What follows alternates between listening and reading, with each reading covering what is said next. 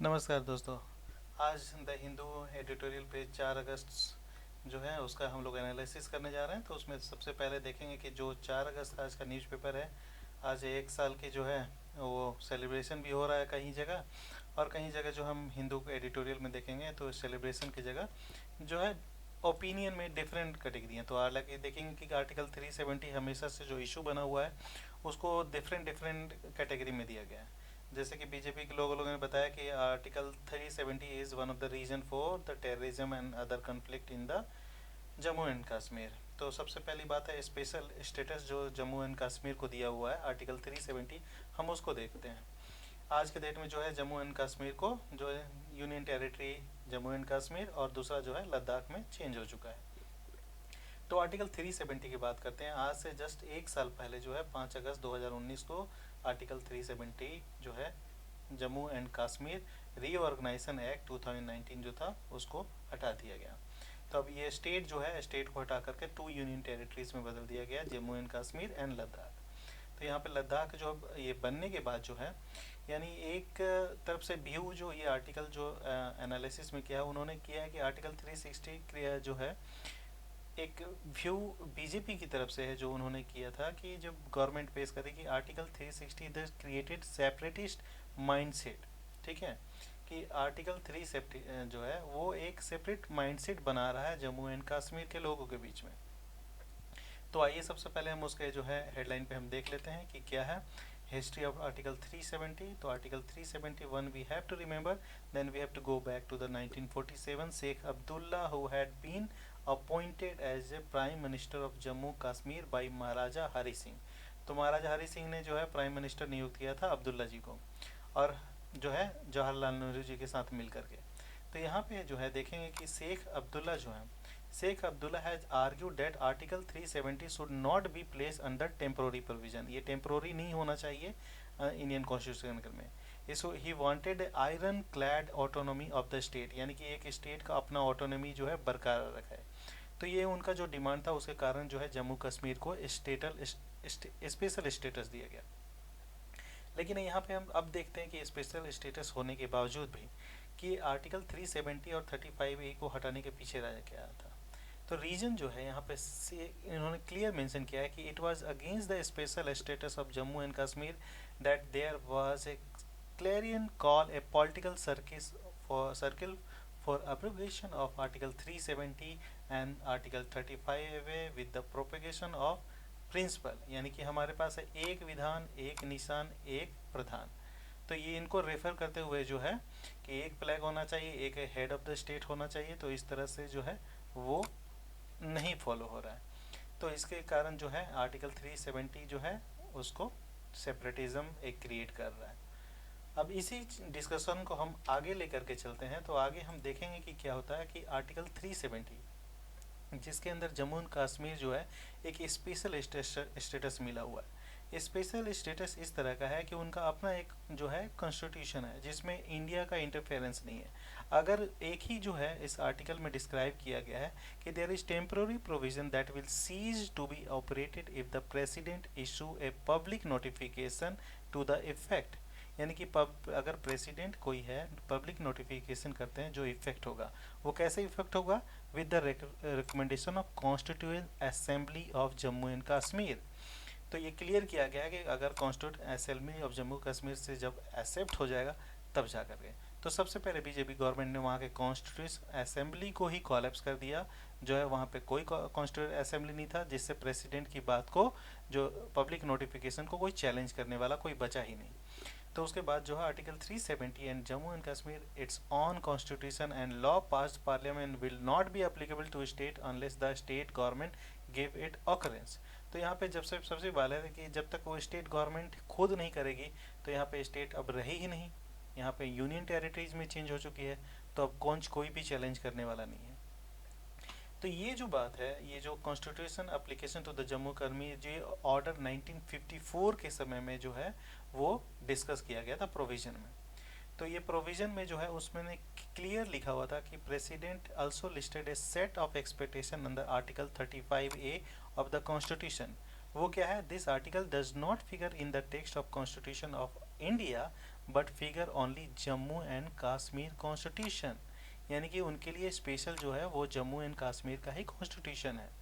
तो 1954 presidential order जो है constitution founding legal document for the Jammu and Kashmir, article 35A protected the exclusive law, यानी कि वहाँ के लिए जो लॉ होंगे वहीं पे इंटरफेयर करेंगे, वहीं के कॉन्स्टिट्यूशन असेंबली डिस्कस करेंगे। उसमें ये भी लिखा हुआ है that bar an outsider buying property and women marrying non Kashmiri losing their property right of the state, अगर वो बाहर करते हैं तो वो प्रॉपर्टी राइट से बाहर चले जाते हैं।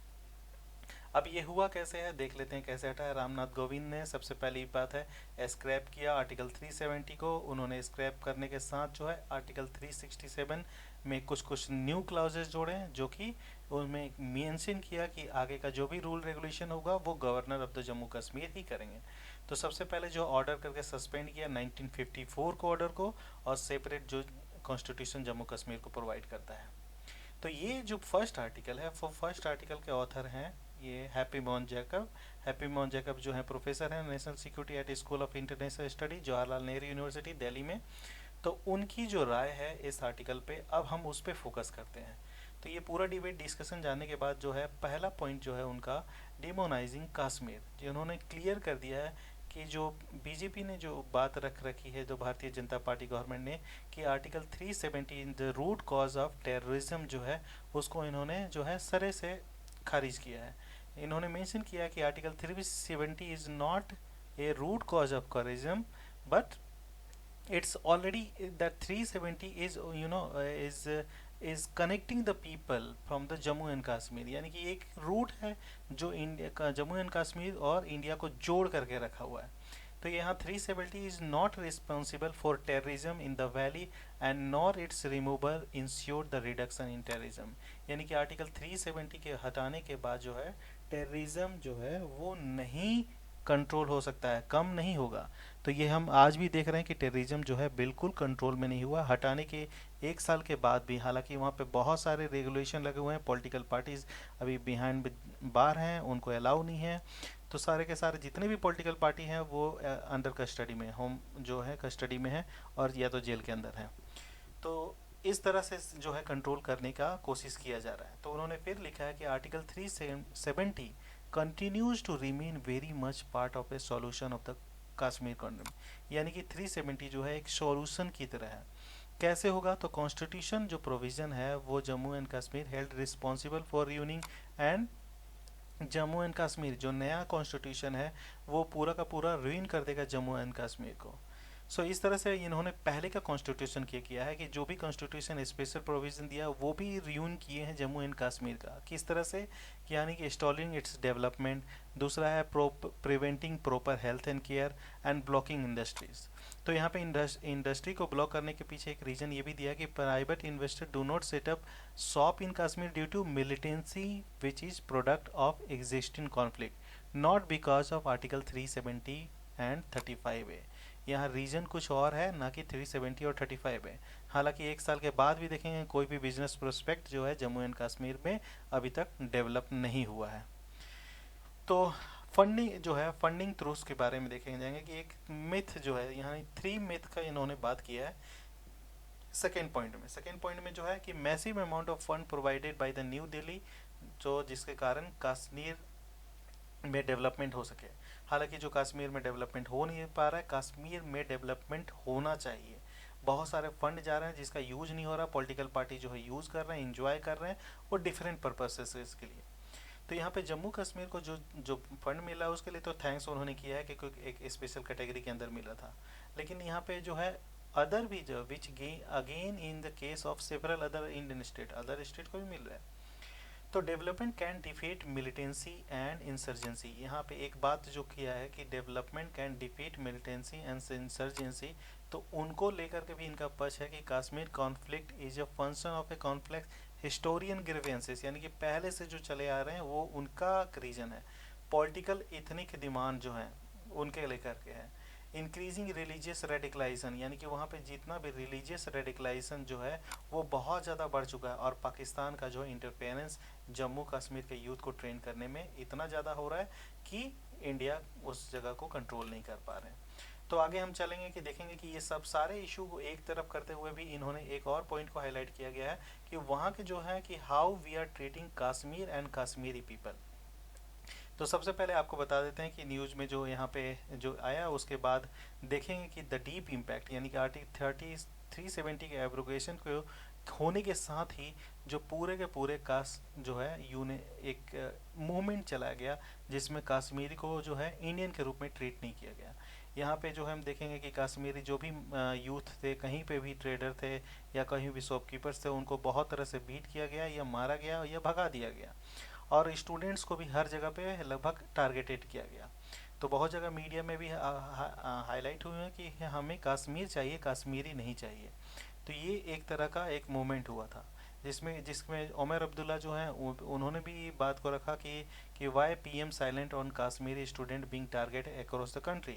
अगर वो पीस का इनिशिएटिव लेना चाहते हैं तो स्टूडेंट के जो टारगेट हो रहे हैं उस पर लेकर के शांत क्यों हैं, कोई ऑब्जर्वेशन क्यों नहीं दे पा रहे हैं, जिसमें सुप्रीम कोर्ट ने भी कोई इंटरफेरेंस नहीं किया था। तो यहाँ पे हार्ड रियलिटी जो सबसे पहली बात है कि article 370 was a stumbling block bringing Kashmir closer to the rest of India. यानी कि आर्टिकल 370 ही जो एक था जिसको कश्मीर को वो इंडिया से क्लोज करके रखा हुआ था, और वो एक अब हटाने के बाद एक सोर्स ऑफ एक्सट्रीमिज्म बढ़ चुका है, एक सेपरेटिज्म में कश्मीर वैली में हो चुका है। पाकिस्तान का इन्फ्लुएंस बहुत अब पहले से ज़्यादा मजबूत हो चुका है, और यहाँ पे हम देखेंगे कि जो है कश्मीर का कॉन्फ्लिक्ट और नए तरीके से उभर रहा है जिसमें एक्सट्रीज्म है, सेपरेटिज्म है और पाकिस्तान का इन्फ्लुएंस है। तो ये इस तरह के बात में कहेंगे कि mainstream Kashmiri politician today are as unhappy and disgruntled as the separatist politician and restive youngster in South Kashmir, and Pakistan has left no stone unturned to aid abate violence in the valley। तो यहाँ देखेंगे पाकिस्तान जो है एक sympathy gain करने के लिए बहुत तरीके से कोशिश भी कर रहे हैं कश्मीर में, और वो गेन भी कर रहे हैं, लेकिन इंडिया का रिस्पॉन्सेस कुछ नहीं हो रहा है। दूसरी आर्टिकल जो है एक एम तरंगामी का है कि ए change that hit federalism inclusion. तो यहाँ पे फेडरलिज्म को की बात करिए, चेंज दैट हिट फेडरलिज्म, यानी कि जो चेंज किया है वो हिट किया फेडरलिज्म को और किस तरह से इंक्लूजन। तो इनकी बात कर लेते हैं। जो CPIM के सेंट्रल कमेटी के मेंबर हैं, 4 टाइम मेंबर रह चुके हैं जम्मू कश्मीर लेजिस्लेटिव असेंबली के और कुलगाम कॉन्स्टिट्यूंसी, और प्रेसिडेंट भी जम्मू एंड कश्मीर के। तो इन्होंने पहले भी हाईलाइट किया था whether a civilian is killed by the bullet from one side और the other side it is loss of precious human life. तो यहाँ पे इनकी बात है कि सबसे पहली बात कि वहाँ पे जैसे ट्रीट हो रहा है कश्मीरियों को वैसा ट्रीटमेंट नहीं होना चाहिए। तो इन्होंने की पॉइंट में जो हाईलाइट्स किए हैं वो जो है की टू इंटीग्रेशन, यानी कि सबसे पहले इंटीग्रेशन की वहाँ पे जो चेंजेस हैं हम चेंजेस करके लाए कि कॉन्स्टिट्यूशन जो राइट्स हैं, यानी कि एक बुक का उन्होंने हाईलाइट किया है, Kashmir towards insurgency is written by, जो है बुक रिटन बाई बलराजपुरी, जो कि 1990s में लिखे थे, कि कश्मीर टुवर्ड्स इंसर्जी यानी कि कश्मीर उग्रवाद की ओर। तो उग्रवाद की ओर कैसे जा रहा है, क्योंकि वहाँ पे न डेवलपमेंट हो रही है, ना एजुकेशन का कुछ हो रहा है, ना बिजनेस इन्वॉल्वमेंट हो रहा है, और वहाँ के यूथ को जो है कोई सोर्स ऑफ इनकम नहीं होने के कारण जो है वो टेररिज्म की तरफ कॉन्फ्लिक्ट होता जा रहा है। और इसमें कोई भी गवर्नमेंट कोई रोल न प्ले कर पा रहा है, ना स्टेट गवर्नमेंट कर पा रही है, ना सेंट्रल गवर्नमेंट प्ले कर पा रही है। और नुकसान किसका हो रहा है, वहाँ के यूथ का हो रहा है, वहाँ के लोगों का हो रहा है, जिनका डेमोक्रेटिक राइट्स का वायलेशन हो रहा है, क्योंकि वहाँ पे हमेशा जो है मिलिटेंसी के कारण जो है हमेशा कोई ना कोई एरिया में जो है कंट्रोल या कर्फ्यू लगा ही रहता है। तो इनका कहना है कि democratic rights should be enjoyed bye Kashmiri, at least जो डेमोक्रेटिक राइट्स है वो कश्मीर लोग को मिलना चाहिए। जो एसिमेट्री एंड द फेडरलिज्म इन्होंने किया कि डेमोक्रेटिक राइट्स जितने भी हैं वो कश्मीर में पूरी तरह से लागू नहीं है। और यहाँ पे इन्होंने ये भी कहा है कि आर्टिकल 370 जो उन्होंने हटा दिया सेंटर ने, एक बहुत बड़ा मिस्टेक है, जिसके कारण अभी तो ये ध्यान रखिए डेमोक्रेटिक राइट्स की बात छोड़िए, वहाँ पे तो इंटरनेट भी जो है फैसिलिटी नहीं किया गया है। हालांकि सुप्रीम कोर्ट इंटरफेयर करके उन्होंने बोल दिया है कि internet is also comes under the one of the essential rights of human being. तो अभी इंटरनेट को प्रोवाइड किया जा रहा है। हालांकि 2G जो हम लोग आज से 4 साल 5 साल पहले यूज़ करते थे, आज 2G जो आज 5 साल नहीं 10 साल पहले जो यूज़ करते थे वही इंटरनेट कनेक्शन जो है आज भी जम्मू एंड कश्मीर में चल रहा है।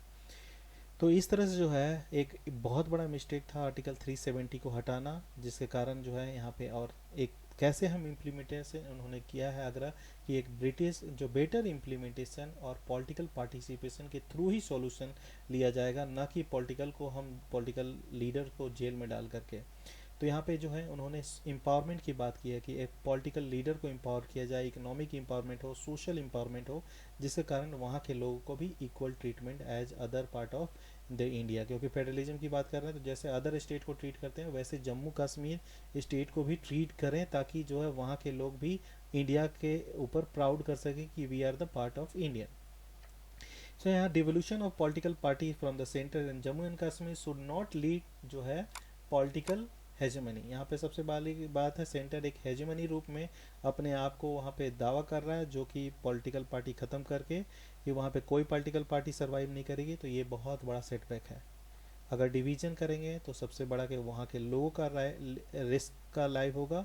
एक एक लोग मारे जा रहे हैं और उसका कोई डेथ काउंट का कोई कंट्रोल करने वाला नहीं है। Media is not highlighting any news regarding the Jammu Kashmir violence and conflict, but people are targeted every day.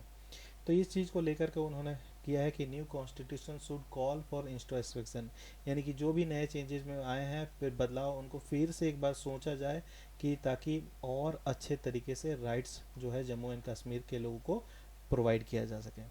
अलग अदर जो स्मॉल आर्टिकल है time to unlock, time to unlock में इसमें कुछ नहीं, इसमें किया गया है कि जम्मू कश्मीर के जितने भी हैं नॉर्मलिसी किया जाए और जो है पॉलिटिकल प्रिजनर्स को आउटसाइड किया जाए। तो ये देखेंगे कि जो two former chief minister Farooq Abdullah और उमर अब्दुल्ला को तो मार्च में रिलीज कर दिया गया जो 1 साल के बाद, लेकिन अभी भी बहुत सारे पॉलिटिकल पार्टी जो हैं वो प्रिजन के अंदर में हैं, जो कि अभी भी अपने पॉलिटिकल राइट से डिप्राइव हैं। और उनको बिल्कुल के बिल्कुल जो है, जैसे महबूबा मुफ्ती का भी अभी वीडियो वायरल हुआ था कि वो कैसे जो है जो फॉर्मर चीफ मिनिस्टर जो है अपने हाउस अरेस्ट में उनको रखा गया है। तो इस तरह से जो है ये बीजेपी के इन्होंने बोला है कि मस्कुलर नेशनलिज्म से कंट्रोल करने की जो कोशिश कर रहे हैं वो कोशिश जो है वो सही नहीं है। जो पॉलिटिकल प्रिजनर्स को बाहर किया जाए ताकि उसको सब जो है शांति एक माहौल बना करे। यहाँ जम्मू एंड कश्मीर और से जो है सुप्रीम कोर्ट कोई भी इस चीज़ को लेकर के कुछ भी नहीं क्वेश्चन राइज किया गया है, और इसको लेकर के जो है इसमें दे करके दिखाया जा रहा है कि बहुत ज़्यादा जो है स्टेटस जम्मू एंड कश्मीर के स्टेटस को लेकर के जो फेडरलिज्म है बहुत वीक हो चुका है। तो ये आर्टिकल इतना ही है। और दोस्तों अगर कुछ सजेशन और कोई रिकमेंडेशन आपको करना है इस जो वी लेक्चर में तो वो भी इनकॉर्पोरेट करेंगे। साथ ही आप जो है इस चैनल को सब्सक्राइब कीजिए ताकि मैं रेगुलर वीडियो अपडेट करते रहूँ। और आपका सजेशन रिकमेंडेशन बहुत ज़रूरी है, तो ज़रूर आप सजेशन और रिकमेंडेशन दें ताकि मैं फिर से नेक्स्ट वीडियो कुछ अदर इम्प्रूवमेंट के साथ अपलोड कर सकूँ। Thank you so much.